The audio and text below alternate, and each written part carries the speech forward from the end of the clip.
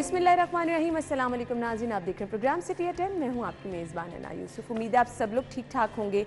नाज़रीन, हमने प्रोग्राम का बाकायदा आगाज़ करना है। आज के प्रोग्राम में खबरें भी शामिल करेंगे, हमारे मेहमान भी प्रोग्राम में आगे चल के हमारा प्रोग्राम का हिस्सा बनेंगे जी। अच्छा, इसके साथ साथ हमने बात करनी है कल और परसों सारा दिन जो ज़मान पाक की सूरत हाल रही, आज कुछ हालात बेहतर नज़र आ रहे हैं। अदालत की जानिब से जो अहकाम जारी हुए, अभी की सूरत हाल वो भी हम आपके साथ शेयर करेंगे। इसके साथ साथ कुछ दीगर खबरें भी प्रोग्राम में शामिल करेंगे। जिनकी बर्थडे है हमने उनको भी विश करना है, उसके लिए आपको इंतज़ार करना पड़ेगा। प्रोग्राम का बाकायदा आगाज़ करेंगे जी हम आज की टॉप स्टोरी से। पहली खबर, इमरान खान के घर का घेराव, हाईकोर्ट ने पुलिस का एक्शन रोक दिया।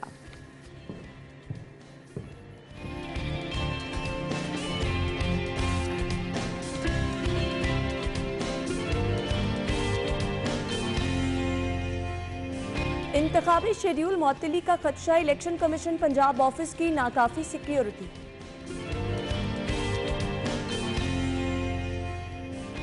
पेट्रोल की कीमत में 5 रुपये फी लीटर इजाफा, पेट्रोलियम मसनूआत की कीमतों में एक बार फिर से इजाफा कर दिया गया।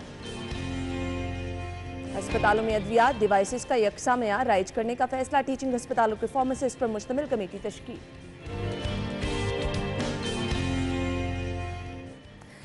ये हैं आज की खबरें और ख़बरों की डिटेल्स की तरफ हमने जाना है। सबसे पहले हम ख़बरों की डिटेल्स की तरफ तो जाएंगे। हमारे साथ हमारे रिपोर्टर्स मौजूद हैं, मैं उनका तारुफ करा देती हूँ। आमिर रज़ा खान साहब और अली साइद साहब ने ज्वाइन किया। अस्सलाम वालेकुम। वालेकुम अस्सलाम। हैप्पी बर्थडे आना आपको और happy birthday to you, happy birthday. आप लोगों को विश करने जा रही थी। Happy birthday to you dear Anna, thank you so much. Happy birthday to you. Thank you so much, बहुत बहुत शुक्रिया, जज़ाकल्लाह। और बहुत खुशी होती है जब आपके अपने ऑफिस के लोग, क्योंकि हम लोग घर से ज़्यादा टाइम यहाँ स्पेंड करते हैं, तो इतने स्पेशल अंदाज में आपको विश करते हैं तो आपका दिन जो है वो और ज़्यादा स्पेशल हो जाता है।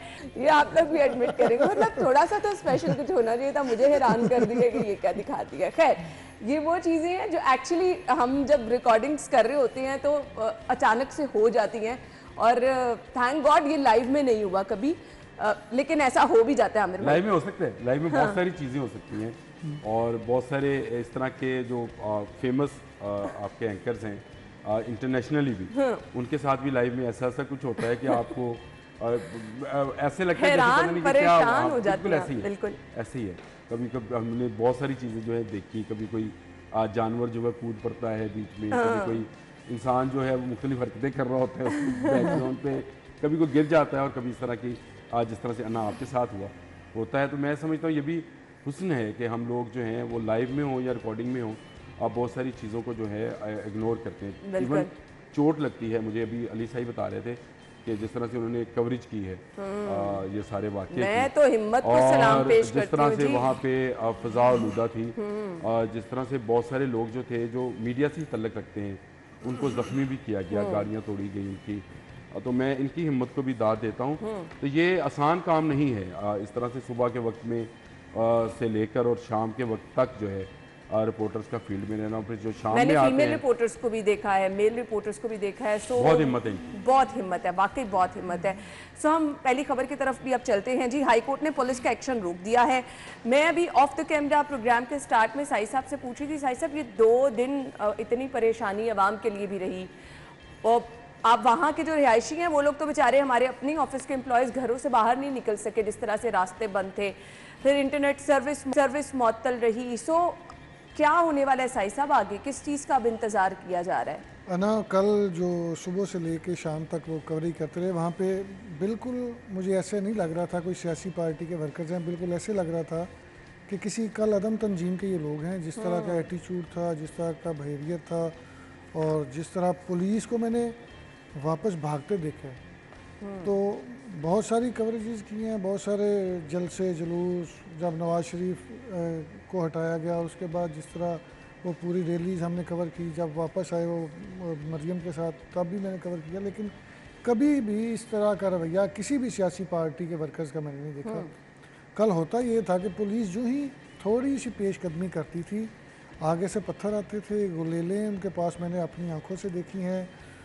पेट्रोल बम मैंने अपनी आंखों से देखे हैं और कल पत्थर इतने जितने भी ओहदेदारान, जितने भी सीनियर रहनुमा मीडिया टॉक के लिए आए, असद उमर साहब आए, फिर फवाद चौधरी साहब, बारहा ये कहा गया कि मुजाहिरीन पर तशद्दुद किया जा रहा, सॉरी जो कारकुन वहाँ पर हैं पुलिस उन पर तशद्दुद कर रही है। और जो फुटेज आपने शेयर की, ब्रेकिंग आपने दी कि किस तरह गाड़ी पर कील लगे हुए डंडे लेकर आ रहे हैं, पेट्रोल की बॉटल्स भरी हुई हैं। जब ये सब चीजें सामने, फिर इस तरह के बयान तो इंतहाई अफसोसनाक है। यही आपको बता रहा था कि जिस तरह वो फिर पेट्रोल बम का इस्तेमाल किया गया, DIG ऑपरेशन लाहौर उसमें महफूज रहे, उनकी जो वाटर कैनन थी उसको आग लगा दी गई। ये अंदर कारकुन जमान पार्क में थे, इतने पत्थर आ कहाँ से रहे थे, मुझे ये बता दें। ये पूरी प्लानिंग के साथ हुआ? जब खान साहब को बेसिकली तो ये लिखा है ऑपरेशन, मेरा ख्याल है ये ऑपरेशन नहीं था, ये तो इम्प्लीमेंट करवाने आई थी इस्लामाबाद पुलिस एक अदालती हुक्मनामे को। और जब वहाँ पे वो जा रही थी तो रास्ते में जिस तरह उनको रोका गया, उनके साथ मज़ाहमत की गई और पथराव किया गया। मेरी अभी भी एक मुतलका SP के साथ बात हो रही थी जब मैं घर से निकला और दफ्तर पहुँचा, तो वो कह रहे थे कि हमने पूरी कोशिश की है कि किसी सूरत में हम पहुँच के उनसे बात कर लें, लेकिन रवैया इसी तरह का रखा गया है कि हम कोई किसी दूसरे मुल्क की पुलिस है और हम कोई गलत काम करने आ रहे हैं। कभी अनाउंसमेंट कर रहे थे कि सारे पहुंचो, पुलिस को आगे नहीं जाने देना, और जिस तरह का पथराव कह रहे थे कि ज़मान पार्क इमरान खान के घर के अंदर से हुआ है। पहले कहते हैं कि हमें भी 15-20 साल सर्विस करते हुए हो गए हैं, कभी इस तरह की मज़ाहमत हमने देखी नहीं है। तो इससे तो ये बात साबित होती है कि खान साहब जो करें वो ठीक है, वो ठीक है, बिल्कुल। जो गवर्नमेंट करे, रियासत करे, वो गलत है। हमारे पास खबर ये भी है कि गिलगित बल्तिस्तान एहलकारों की मौजूदगी और मोर्चों का भी इंकशाफ हुआ। यही मैं अभी इसी तरफ आ रहा था कि ये मैंने तो ये चीज़ नहीं देखी, लेकिन जो पुलिस वाले वहाँ पे गए थे, आला अफसरान से मेरी बात हुई, वो कह रहे थे कि जो ही हम दरवाजे तक पहुँचे हैं तो बाकायदा तौर पर गन्ने हमारे ऊपर थान ली गई हैं। अच्छा। बड़े बड़े पत्थर मारे गए हैं, अंदर बाकायदा तौर पर उन्होंने मोर्चे टाइप बनाए हुए हैं। उनके पास हर तरह के लोग मौजूद हैं जो आपकी मेडिकल ट्रीटमेंट कर सकते हैं, पट्टियाँ लगा सकते हैं, हर तरह का जो चीज़ें वो मैनेज कर रहे हैं। और फिर खान साहब अनाउंस भी कर रहे हैं कि मेरे जो कारकुनान है वो फौरी तौर पे पहुँचे। तो आप करना क्या चाह रहे हैं, समझ से कहीं आपको आईन कानून की बालादस्ती, आमिर भाई ये क्या हो रहा है, ये मजाक है क्या? आपने अंदर पूरी प्लानिंग के साथ, अगर तो वाकई ये एहलकार वहाँ पर मौजूद हैं, सो ये पूरी प्लानिंग के साथ फिर सब कुछ कर रहे हैं? नहीं, सबसे पहले तो बात अना ये है कि ऐसे बदनाम हैं कच्चे के डाकू। मुझे तो अभी वो भी किसी पॉलिटिकल पार्टी के ही जो इंसान लग रहे हैं। ये पक्के के डाकू हैं, वो कच्चे के डाकू हैं। फर्क कोई नहीं दे देते। नहीं, कच्चे के डाकू और पक्के के डाकू में फ़र्क कोई नहीं है, क्योंकि आप कानून की अमलदारी को मान नहीं रहे। सही कह रहे हैं। और जब आपसे BBC की नुमाइंदा भी ये बात कर रही थी कि आप फिर क्यों नहीं कानून की बात करते हैं, तो इन्होंने वो झूठ बोला जिसमें शर्म आनी चाहिए। आप इस मुल्क के वज़ीर आज़म रहे हैं, आपने कहा मेरी 18 तक बेल है, आप दिखा दें। अगर आपकी 18 तक बेल थी तो आप अदालतों में क्यों गए थे अपनी बेल लेने के लिए? तो झूठ जो बोलना है, और जिस तरह से ये इस तंजीम ने, या जिसको जो पॉलिटिकल पार्टी तो अब कहना नहीं चाहिए, जिस तरह से दूसरे सूबों से लोग लाकर वहाँ पे मोर्चे बनवाए हैं, जिस तरह से गुलेले और बम जो हैं। और अभी मैं सोशल मीडिया खोला तो मुझे देखा कि एक खतून ने किया हुआ था कि इनके पास हेलीकॉप्टर को गिराने का भी सामान, यानी इनके पास फिर इस तरह के लॉन्चर्स भी मौजूद हैं अंदर। पहली बात जो निगरान गवर्नमेंट को करनी चाहिए थी और अभी भी करे, वो चंद लोगों की सूबा बदरी है जो दूसरे सूबों से आए हैं और यहाँ पर आकर अमन व अमा का मसला पैदा कर रहे हैं। मैं उनमें मुराद सईद हैं, असद उमर हैं, वो गंडापुर हैं, वो इस तरह के लोग हैं। इनकी सूबा बदरी होनी चाहिए। अगर हम उलमा कराम की सूबा बदरी कर सकते हैं और उनको कह सकते हैं कि आप एक सूबे से दूसरे सूबे में नहीं जा सकते, सही सब करते नहीं हैं, जब भी हसास मामला आते हैं तो करते हैं। और दूसरा, इसको कलअदम तंजीम करार दिलाने के लिए एक दरख्वास्त ज़रूर जानी चाहिए, ये कलअदम तंजीम है और इसके जो अरकान हैं जो पकड़े जाएँ उनको कम अज़ कम जो है वो 6 माह के लिए जो है, 3 माह के लिए, 6 माह के लिए उनको बंद किया जाए। ये बैनुल सूबाई खाना जंगी कराने की एक साजिश है। ये जो ज़मान पाक का 2 नंबर घर है, इसके अंदर बाकायदा मोर्चे हैं। इस 2 नंबर घर के अंदर, इसके अंदर बंकर्स बने। आमिर भाई, ये लोग रियासत मदीना की बात करने वाले थे। नहीं, ये अपनी रियासत बना के बैठे हुए। ये लोग इंसाफ की बात, ये कौन लोग हैं मुझे बताएं। अगर ये मैं बहुत ही मोदबाना गुजारिश करता हूँ अपने, अब मैं क्या कहूँ उनको, कहते जी वो तोहीन लग जाती है आप पर, तो जो तोहीन लगाने वाले हैं उनसे मोदबाना गुजारिश है कि फिर इनमें और कच्चे के डाकू में फ़र्क कोई नहीं है, उनको भी रिलीफ दे दें। उनसे भी कहें कि आप कानून को आप भी नहीं मानते, ये भी नहीं मानते, तो फिर आप अगर रिलीफ देना है तो अगर इस डाकू को दे रहे हैं, पक्के के डाकू को, तो कच्चे के डाकू का क्या कसूर है? मुझे तो सिर्फ ये दोनों बराबर है, ये मुमकिन दोनों पुलिस पर हमले करते हैं, दोनों ने बम फेंके, उन्होंने भी वो दस्ती बम फेंकते हैं, इन पर मौका आएगा तो ये भी फेंकेंगे। इस घर के अंदर मैं इसको पहले दिन से कह रहा हूँ 2 नंबर घर है ये, पहले दिन से आपको याद होगा। साई साहब पुलिस बड़ी डिफेंसिव हमें नजर आ रही है। नहीं ये कोई ये असला नहीं है पुलिस के नहीं नहीं आमिर भाई, ये कौन सी बात है? गिरफ्तारी कोई मामूली सी बात है, ये नहीं कि पुलिस गिरफ्तार नहीं कर सकती, लेकिन ये है कि पुलिस ये चाह रही है कि कोई लाश ना गिरे, कोई खून खराबा ना हो। मैं वही कह रही हूं ना, पुलिस का रवैया हमें बहुत डिफेंसिव जिस तरह पुलिस को कल मैंने बेबस देखा है, मैं वहाँ पे पुलिस और रेंजर्स भी पीटीआई कारकुनान के दरमियान फंसा हूँ। डॉक्टर हैदर अशरफ पूरा इसको लीड कर रहे थे, ठंडी सड़क से जा रहे थे और लोगों को बिल्कुल वो कह रहे थे कि किसी के साथ बदतमीजी नहीं करनी, ज्यादती नहीं करनी। और मैं पूरा धर्मपुरा पुल तक उनके साथ गया हूँ। वहाँ पे जो ही पुलिस पहुंची है उनके ऊपर पथराव हुआ है, फिर शेलिंग पुलिस की जानब से की गई है। सर साहब मुझे तो इन चीजों पे अफसोस हो रहा है, आप कह रहे हैं पुलिस आमिर भाई बेबस नजर आ रही है, आप एक सियासी जमात के आगे। मैं बताने लगा ना, जिस तरह पुलिस फिर बैकफुट पे आती जा रही थी, ये चढ़ाई करते जा रहे थे और पुलिस के 500 बंदा था, इनका 200-300 बंदा था उस साइड पे ना। पुलिस कोशिश कर रही थी कि कोई बंदा जख्मी ना हो, कोई खून खराबा ना हो, ताकि ये इस बात पे सियासत ना करें। पहले देखे ना, एक बंदा हादसे में जहाँ बाक हुआ था, तो उस पर किस तरह इन्होंने 2 दिन सियासत की, वो तो चीज़ें इनको बाउंस बैक हो गई। नहीं तो खान साहब तो हर 2 मिनट बाद मेरा ख्याल है बात भूल जाते हैं, पहले कोई और कर रहे होते हैं, उसकी वजूहत जो है वो आमिर भाई बेहतर बताएंगे। तो डर किस बात से रहे हैं? सियासी बंदा जो होता है, जो सियासी लीडर है, वो तो जेल जाना चाहता है, वो तो हीरो बनना चाहता है। छोड़े जी, कौन सा सियासी बंदा? शेर रशीद कहता था मेरा ससुराल है जी, हथकड़ी मेरा जेवर है जी, और फिर मिन्नतें कर रहा था कि मुझे माफी दिलवा दें। उनको क्या पता ससुराल होता क्या है? नहीं, ये असल में ये जेल से भी नहीं डरते, ये डोप टेस्ट से डरते हैं। डोप टेस्ट पता है सही से क्या होता है? जिसमें नशा सामने आ जाता है। बहुत सारे कौन कौन डरता है, क्या करते हैं?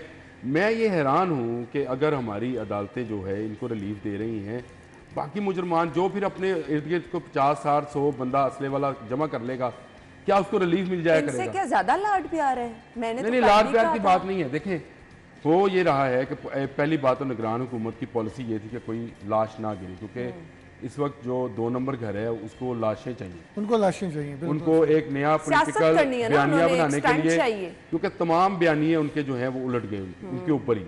अमेरिका की साजिश उन पर उलट गई, फिर उन्होंने कहा जी फलां ने मेरे खिलाफ साजिश की, फिर वो चलते चलते वो मोहसिन रजा नकवी पे आ गए, मुझे रेसकोर्स पे भी आने लगे, 3 बच्चे हो गए उन तक ये साजिश।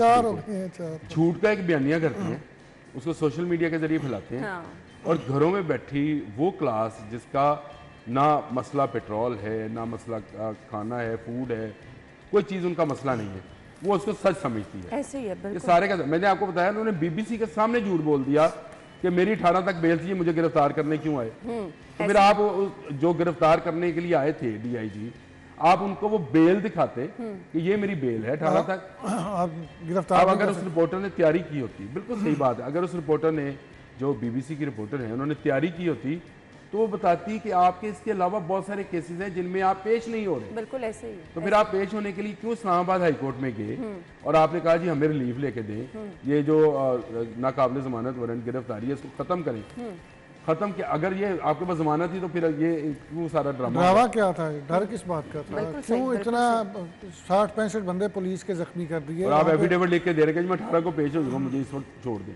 फिलहाल ज़मान पाक की सूरत हाल बता दें साई साहब, हालात कंट्रोल में हैं? जब से हाई कोर्ट की जानब से डायरेक्शन आई थी उसके बाद तो चीज़ें बिल्कुल नॉर्मल हो गई थी और पुलिस पीछे हट गई थी जिस तरह डायरेक्शन आई थी। लेकिन उससे पहले तक ना मैंने पहली दफ़ा देखा है कि इस तरह सियासी वर्कर्स ने सुबह से लेके 3:30 बजे तक जिस तरह उन्होंने बैरियर लगा के रास्ता बंद किया हुआ था, यानी पुलिस को आगे जाने की इजाज़त। साई साहब आप पर भी अफसोस है और रना पे भी कि बार बार इनको, इन मुसल्ला जत्थों को आप सियासी वर्कर कहकर आप लोगों को ये यकीन दिलाना चाहते हैं कि ये एक सियासी जमात है। नहीं नहीं नहीं, हम तो कह रहे हैं कल तंजीम के लोगों की मैं आपसे कहता हूं कि ये इनको सियासी वर्कर मत कहें, ये दूसरे सूबों से लाए गए हैं, इनके पास ट्रेनिंग है, इसमें ये बात बिल्कुल ठीक है, भरपूर इस्तेमाल करें। आमिर भाई की बात बिल्कुल ठीक है, नहीं है, बिल्कुल ठीक बात है कि वहाँ पे जो लोग मैंने देखे थे PTI के, उसमें इक्का दुक्का होगा कोई हमारी तरह की शक्ल का पंजाबी, बाकी सारे पठान थे, यानी सारे KPK के लोग थे।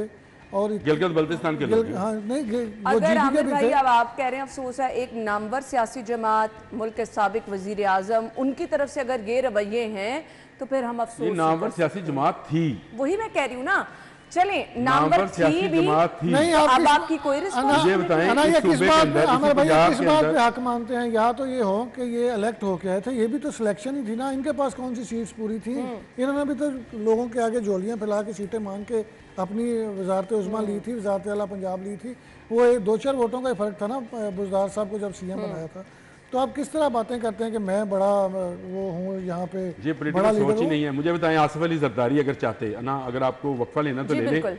लेकिन अगर आसिफ अली जरदारी साहब चाहते तो क्या वो 11 साल अंदर रह सकते थे? वो भी इसी तरह अपने इर्द गिर्द मुसल्ला लोगों को बिठाते हाँ। तो रियासत क्या सरगर्म ना करती? बिल्कुल, और आपने ये सही जो उनको रिलीफ मिलता लेकिन है, एक बात है वो आमिर ना भाई, मिलता। एक बात है, मुझे इस- ब्रेक का एक आ जा रहा है, सेकंड, साहब। एक बात है मजे की, परवेज लाई साहब अपनी बात जा कहते हैं अगर आप गवर्नमेंट ना गिरने देते तो आज हमारे साथ ये ना होता।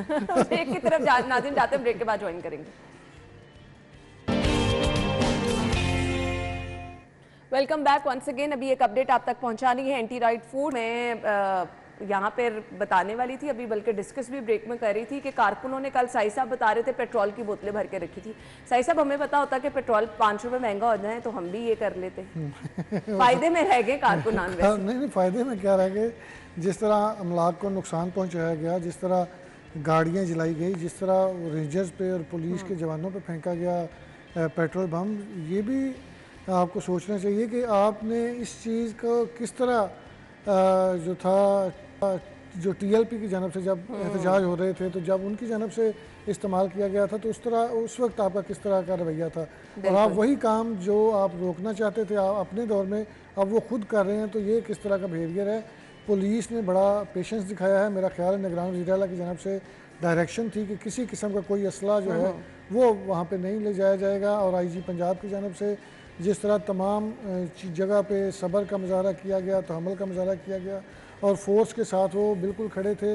वो रात गए तक डायरेक्शन दे रहे थे कि पुरअमन तरीके से चीज़ों को कंट्रोल किया जाए। CCP लाहौर भी वहीं पे मौजूद थे, लेकिन एक चीज़ की वहाँ पे कमी नज़र आई कि जितनी भी फोर्स वहाँ पे मौजूद थी उनके लिए बर वक्त खाना फराहम नहीं किया गया। ये लाहौर पुलिस की जानब से नाकामी थी कि नफरी दूर दराज के इलाकों से भी आई थी, वो बेचारे सुबह 12 बजे तक रात से ले के यानी एक दिन पहले के वो आए हैं, 24 घंटे से ज़्यादा उन्होंने ड्यूटी की, ना उनको पानी पहुँचाया गया ना खाना पहुँचाया गया।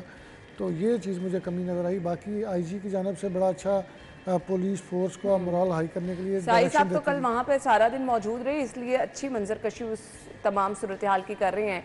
पेट्रोलियम मसनूआत की कीमतों में जो हालिया इजाफा हुआ, आमिर भाई पेट्रोल तो आलमी मंडी में सस्ता हुआ है। वो आलमी मंडी का तल्लक नहीं होता इससे। अच्छा, आमिर हम भाई तो ने ये दो बोतलें सुनते गैस हैं। कर लेनी थी वहाँ पे। हाँ। नहीं, आप बता देना, आलमी मंडी से तल्लक इसलिए नहीं बनता हमारा कि हमारे डॉलर की जो इस वक्त सूरत हाल है वो आपने आलमी मंडी से भी तो ऑयल खरीदना डॉलर में ही है। बिल्कुल। और अगर आज ऑयल आप ऑर्डर बुक करते हैं, डॉलर्स देते हैं उसके, तो आपको यहाँ पर आने पे और पेट्रोल पंप पे आने पे उसको 2 से 3 माह लगते हैं। अच्छा, हम लोग क्या करते हैं, हम कहते हैं कि जी वो आलमी मंडी में तो जी कल 5 स्टैंड आपको जो तसल्ली हो है जाती है बैरल ना नीचे सुन गया है के, तो वो हाँ। यहाँ पे ऊपर क्यों जा रहा है? तो ये वो सौदे हैं जो डॉलर्स में आ रहे होते हैं, डॉलर्स में पेमेंट्स हो रही होती हैं। तो हमारे यहाँ, हमारे जैसे मुल्क में जो तरक्की याफ्ता मुल्क नहीं है, तरक्की पजीर मुल्क ये है, जहाँ आवाम पे के साथ मजाक क्यों किया मशक्क़त- जाता है? कभी कम कर दिए, कभी ज्यादा कर दिए, मतलब आप सो के उठे देखिए, आपको पता चल रहा है। जैसे मईशत जो है वो संभलती जाएगी तो वैसे वैसे पेट्रोल कम होगा। ये याद रखें बात, डॉलर जो है उसका रेट कम होगा। अगर डॉलर का रेट ऊपर जा रहा है तो आप याद रखें कि आपको पेट्रोल का रेट भी ऊपर आ रहा है। फिर अब ये तो होता ही रहेगा क्योंकि आपके सामने मुल्की हालात हैं, और फिर ये जो तमाशा लगा है इसके बाद आप देख सकते हैं कि मजीद आगे हालात बेहतरी की तरफ जाएंगे या खराबी की तरफ ही जाएंगे। थैंक यू सो मच, बहुत बहुत शुक्रिया नाज़रीन। ब्रेक और हेडलाइंस के बाद आपको ज्वाइन करेंगे।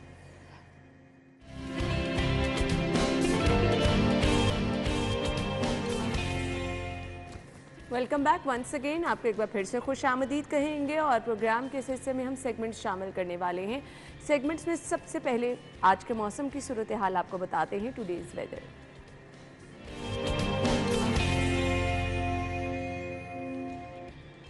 अच्छा जी, मौसम हम देख रहे हैं कि तेज़ी से बदल रहा है। शहर में गर्मी की शिद्दत भी बढ़ रही है। आज मैक्सिमम टेम्परेचर कितना रहेगा, मायदा की तरफ चलेंगे। ओवर टू यू मायदा। मौसम को देखा जाए तो कल जो है वो आंधी चलती रही और आज जो है वो ठंडी हवाएं चलने के साथ साथ मौसम शहर का अच्छा खासा खुशगवार फील किया जा रहा है। ठंडी हवाएं जो हैं वो आज शहर में 11 किलोमीटर फी घंटा की रफ्तार से चल रही है, जिसके बायस गर्मी की शिद्दत में थोड़ा इजाफा रिकॉर्ड किया जा रहा है। सूरज तो जो है वो पूरे शहर में आज इसी तरह अपनी आबोताब से चमक रहा है, लेकिन उसमें उस तरह की फील महसूस नहीं की जा रही, क्योंकि साथ ही साथ ठंडी हवाएं भी चल रही हैं। महकमा मौसमियात की जानिब से आज जो है वो 30 से 40% बारिश के इम्कानात जाहिर किए गए हैं। मौसम जो है आज जहाँ पर ठंडी हवाएं चल रही हैं तो वहीं पर आज बारिश भी सारा दिन में किसी वक्त भी जो है वो बरस सकती है, जिसके बाद मौसम और मज़ीद खुशगवार होता हुआ दिखाई देगा। हमारे शहरियों के जो आज चेहरे हैं वो हल्के से मुस्कुराते हुए भी दिखाई दे रहे हैं, क्योंकि मौसम जो है आज अच्छा खासा खुशगवार है ठंडी हवाएं चलने के साथ साथ। लेकिन वहीं पर फ़िज़ाई आलूदगी को अगर देखा जाए तो हमारा शहर जो है उसमें भी आज अपना फ़िज़ाई आलूदगी ने अपने पंजे ढीले किए हैं। जहाँ पर दूसरा तीसरा नंबर रिकॉर्ड किया जा रहा था, वहीं पर आज फ़िज़ाई आलूदगी का 8वां नंबर रिकॉर्ड जो है वो किया गया है। मजमूई एयर क्वालिटी इंडेक्स इस टाइम जो रिकॉर्ड किया गया है 127 किया गया है। तो शहरियों के लिए अच्छी खुशखबरी है, क्योंकि आज ठंडी हवाएं भी चल रही हैं और बारिशों के इम्कानात भी जाहिर किए गए हैं, तो शहरी इस मौसम को खूब इंजॉय कर सकते हैं। ठीक है जी, अभी तो फ़िलहाल मौसम बेहतर है। रात के टाइम हम देखते हैं कि हवाएं भी रात को चल रही थी तो मौसम बहुत ही ज़बरदस्त हो गया था। हमारे साथ मायदा मौजूद थी, थैंक यू सो मच। अच्छा जी, आप बर्थडे जिनकी है हमने उनको विश करना है, लेकिन क्योंकि कल लाइव सिचुएशन थी हम बर्थडे विश नहीं कर सके, तो कल वाली हम पहले मेंशन कर देते हैं। आज बर्थडे है वो थोड़ा सा इंतज़ार करें, हम नेक्स्ट सेगमेंट पे उनको विश करेंगे। अभी हमने आपको बताने हैं जी आज की रेट लिस्ट क्या है। सेगमेंट है आज के भाव।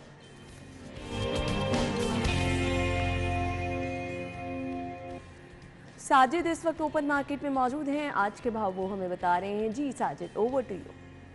सब्जियों की कीमतों में उतार चढ़ाव का सिलसिला जारी है और इसके साथ ही साथ ओपन मार्केट में और सब्जी के सरकारी नरखों में भी एक वाज़ेह तज़ाद पाया जा रहा है। ओपन मार्केट में सब्जियों की कीमतें ज़्यादा हैं, जबकि सरकारी नरखनामे के मुताबिक सब्जियों की कीमतें जो है वो कम है।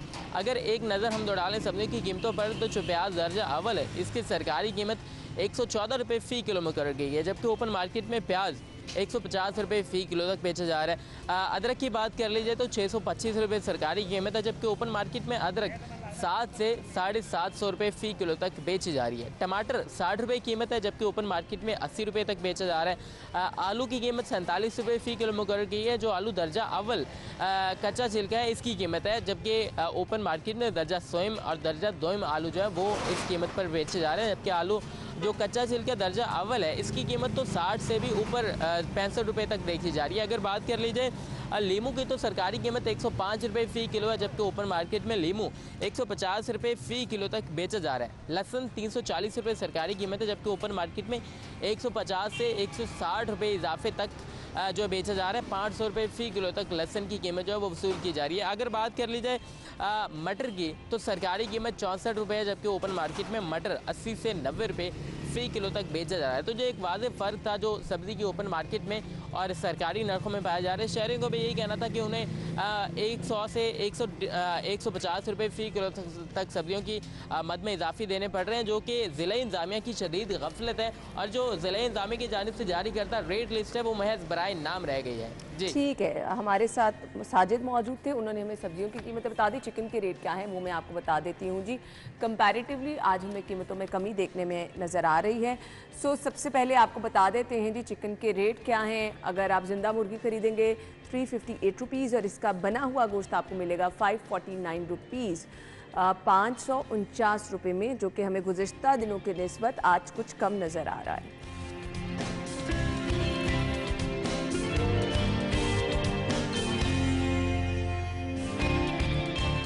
इसके बाद एग रेट्स आपको बता देते हैं जी। अंडों की कीमतों में 20 रुपये कमी हुई है और हम एग रेट्स हमारे पास जो हैं सबसे पहले रिटेल प्राइस में आपको बता देती हूँ 224 224 रुपये में आप खरीद सकेंगे, 224 रुपये दर्जन। होलसेल से अगर आप खरीदारी करने जाएंगे तो 2 रुपये की बचत के साथ 222 रुपये दर्जन में आप खरीदारी कर सकेंगे। और इसके बाद आपको बता देते हैं जी, अगर आप अपने घर के करीब किसी भी सुपर स्टोर पे चले जाएंगे तो वहाँ पे 223 रुपये दर्जन आपको कीमत मिलेगी।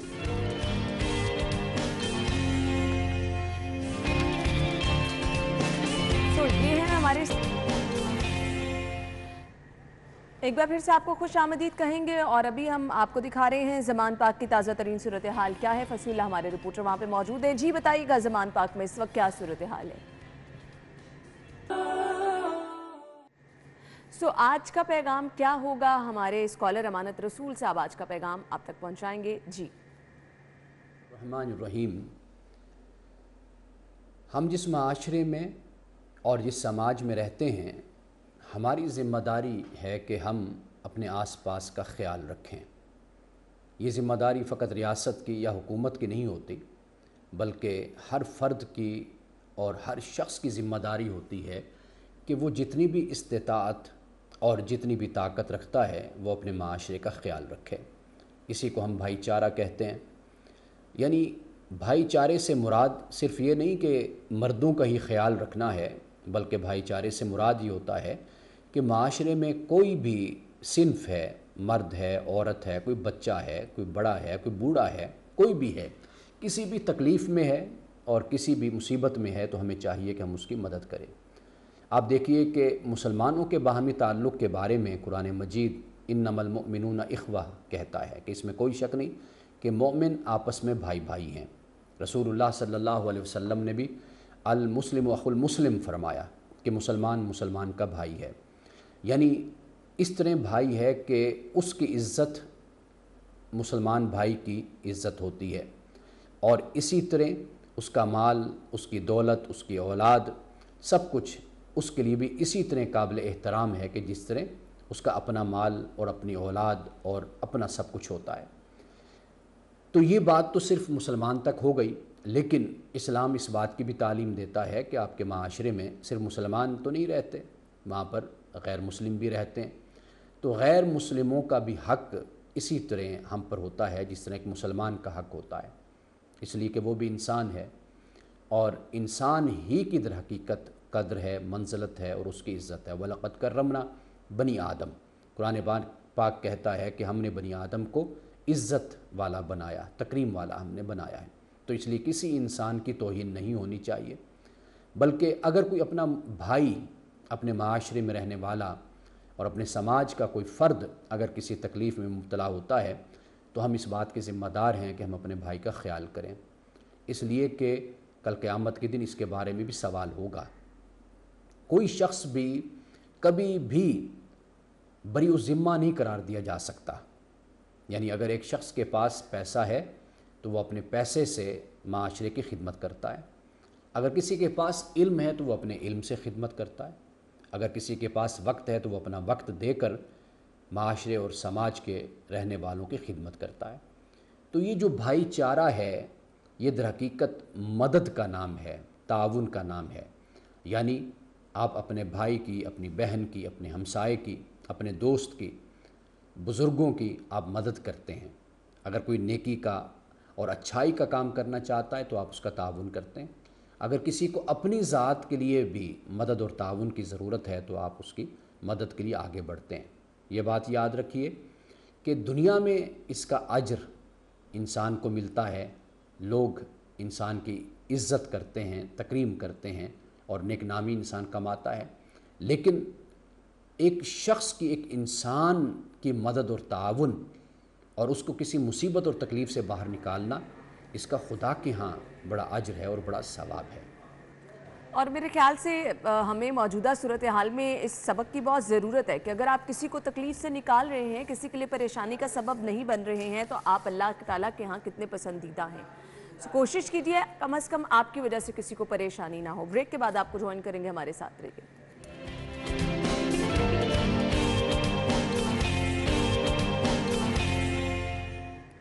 Welcome back. और अभी सेगमेंट है हमारा जी, आपका फेवरेट सेगमेंट है, जिसमें हम आपकी हेल्थ के हवाले से आपको टिप्स देते रहते हैं कि आप कौन कौन सी एक्सरसाइज करके फिट रह सकते हैं।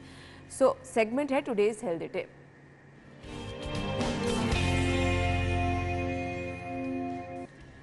जुहेब हमारे फिटनेस ट्रेनर जो हैं आज की टिप हमारे साथ शेयर करेंगे। जी Zuhaib, over to you. Bukhari, I am internationally certified fitness trainer और आज का हमारा जो टॉपिक है वो है lower abdominal, lower belly fat. अक्सर लोग जो एक्सरसाइज करके अपना वेट कम कर रहे हैं या एक्सरसाइज करके बॉडी बिल्ड करने की कोशिश कर रहे हैं, एक ही कंप्लेन आती है, एक ही क्वेश्चन आता है, एक ही बात आती है जो बार बार आती है, वो क्या आती है कि यार लोअर एब्डोमिनल से फैट नहीं जा रहे हैं या स्किन बहुत लूज है। तो आज उसके लिए मैं कुछ आपको 3 से 4 एक्सरसाइज बताऊंगा, इसको आपने फॉलो करना है और एक अपनी लाइफ का हिस्सा बनाने, एक्सरसाइज का हिस्सा बनाने की कोशिश करें। ऑल्टरनेट डेज पे करें या अगर डेली भी कर लें तो कोई मसला नहीं है। आपने ग्रेजुअली इनकी इंटेंसिटी बढ़ानी है और इससे इंशाल्लाह आपको बेनिफिट्स हो गए। तो 3 से 4 एक्सरसाइज जो हम स्टार्ट करेंगे, सबसे पहले जो ज़रूरी है हर एक्सरसाइज से पहले मैं बताता हूँ, वार्म अप। सबसे पहले वार्म अप से स्टार्ट करेंगे, मार्च करेंगे। अब करना कि आपने विंटर्स में वार्म अप बहुत ज़रूरी है, बिकॉज आपकी बॉडी का टेम्परेचर बहुत लो होता है और बाहर ठंडक है। असल में मसल को प्रिपेयर करना अपने एक्सरसाइज के लिए। अगर आप प्रॉपरली वार्म अप नहीं करोगे तो आप एक्सरसाइज नहीं कर सकोगे, और बजाय इसके कि आपको फ़ायदा आपको नुकसान हो जाएगा, वो ये कि आपके इंजरीज वगैरह हो जाएंगी। तो प्रॉपर वार्म अप बहुत ज़रूरी है। ओके, मार्च करेंगे, उसका थोड़ा जंपिंग जैक्स ऐड करेंगे। 10, 9, 8, 7, 6, 5, 4, 3, 2 and 1। ओके, मार्च दोबारा से करेंगे थोड़ा सा। जिन लोगों को इंजरीज हैं, नी इंजरी है या लोअर बैक इंजरी है, तो जंपिंग जैक्स वगैरह नहीं करेंगे, ऐसे एक्सरसाइज ऐसे वार्म को अवॉइड करेंगे। नेक्स्ट हम करेंगे काफ रेस, स्टैंडिंग काफ रेस 10 तक। 10, 9, 8, 7, 6, 5, 4, 3, 2 and 1। ओके, अब अपनी एक्सरसाइज स्टार्ट करते हैं। सबसे पहली एक्सरसाइज हमारी है लोअर एब्डोमिनल के लिए रशियन क्रंचेस। इसके लिए आप सीधा लेटोगे और स्लाइटली ऊपर की तरफ आप आओगे एंड मूव करोगे बॉडी को लाइक दिस। 1, 3, 4, 5, 6, 7, 8, 9 एंड 10। इसमें आपने क्या करना है, फुल साइकिलिंग करेंगे, जैसे साइकिल का स्टाइल होता है वैसे करेंगे। अपर बॉडी को हाथ ट्विस्ट करेंगे और उसके 3 सेट्स करेंगे। अभी मैंने 10 रैप्स किए हैं, आप इसके 20-20 के 3 सेट्स करेंगे। सेकंड सेट पे जाते हैं। 1, 2, 3, 4, 5, 6, 7, 8, 9 एंड 10। ओके, ये हमने 2 सेट्स कर लिया, आप इसके 3 सेट्स करोगे और उसके बाद कोशिश करेंगे 10 to 15 सेकंड की ब्रेक करें, बॉडी को रिकवर करें। अगर उससे पहले आपकी बॉडी रिकवर होती है तो आप दोबारा स्टार्ट करते हैं। नेक्स्ट एक्सरसाइज पे हम जाएंगे और वो होगी अब leg raise, partial leg raise. बिल्कुल आप थोड़ा सा उठाओगे ज़मीन से लेग्स को और वापस slightly up and down. Normal leg raise क्या होता है, वो फुल ऊपर आप करते हो मैक्सिमम, देन नीचे। इसमें आपने जस्ट पार्शियल मूव करने लेग्स फ्लोर के पास। 10, 9, 8, 7, 6, 5, 4, 3, 2 and 1। ओके, रिलैक्स करेंगे, नॉर्मल ब्रीथिंग करेंगे। फिर उसके बाद सेकंड स्टार्ट करेंगे। अगेन हैंड्स के नीचे रखेंगे, स्क्वाट करेंगे लोअर बैक को। Again 10 reps। 10, 8, 7, 6, 5, 4, 3, 2 and 1। ओके, तो ये थी हमारी सेकंड एक्सरसाइज। अब थर्ड एक्सरसाइज कर जाएंगे। हैंड्स पीछे करेंगे, एल्बोज बैक और लेग्स को थोड़ा सा मूव करेंगे ऑल्टरनेट। 10, 9, 8, 7, 6, 5, 4, 3, 2 and 1। रिलैक्स। अगेन इसके सेकंड सेट की तरफ हम जाएंगे, दोबारा same position and move. 10, 9, 7, 6, 5, 4, 3, 2 and 1। Okay, तो ये थी हमारी आज की 3 एक्सरसाइज लोअर एब्डोमिनल के लिए। कोशिश करें इसको फॉलो करें, इसको एक्सरसाइज को अपने एक्सरसाइज के हिस्सा बनाएं और उसके साथ चलते जाएं। ऑल्टरनेट डेज पे करें, स्टार्ट विद सिंपल, उसके बाद कोशिश करें एंकल वेट्स पहन लें, या अगर आप हाथ में डंबल्स वगैरह पकड़ते हैं, प्लेट्स पकड़ते हैं, इंटेंसिटी हाई करें, ऐसा ऐसा डे बाय डे ग्रेजुअली इसको बढ़ाएं। तो इसको 3 to 4 मंथ्स अपने साथ लेके चलें और डाइट का खास कर रखें। थैंक यू सो मच आज का सेशन देखने के लिए। इंशाल्लाह दोबारा मुलाकात होगी। Thank you. Thank you Zuhaib, आपका भी बहुत शुक्रिया, आप इतनी ज़बरदस्त टिप्स हमारे साथ शेयर करते हैं। बहुत बहुत मुबारकबाद इन तमाम स्टूडेंट्स को जिनको आज डिग्रियाँ मिल रही हैं। इसके साथ ही नाजरीन जिनकी कल बर्थडे है वो हमें पिक्चर्स भिजवा दीजिए, क्योंकि हमारे पास बहुत एक लंबी लिस्ट होती है। सो जैसे ही आप ये भिजवाना शुरू करेंगे अपने पिक्चर्स, सो हम उनको शामिल कर लेते हैं कल के लिस्ट के लिए। इसके साथ साथ नाज़रीन अप्रिसिएशंस हम तक ज़रूर पहुंचाएं। अगर आप में कोई टैलेंट है तो हमारे साथ ज़रूर शेयर कीजिए। हमारा फेसबुक और इंस्टाग्राम पेज है, इस पर आप शेयर कर सकते हैं। कल तक के लिए इजाज़त दीजिए, अपना ख्याल रखिएगा। अल्लाह हाफ़िज़।